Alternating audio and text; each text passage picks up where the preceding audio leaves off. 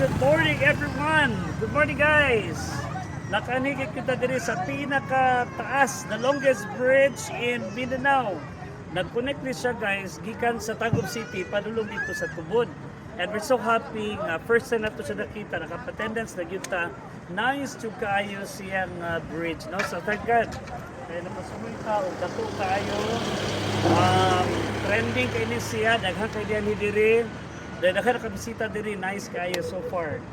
So sa una it takes us mga 1 hour to cross gikan sa Tagum City padulong dito sa Tubod. But right now I think it will take us only 5 minutes to cross, no, kani siyang bridge. So thank God nakanhita o nakalaagta, nakita nato unsa siya kanindot. God bless you guys. Thank you so much for this opportunity nga nakahato Vintros dili pa stricto nakalusot pa kita. Thank God.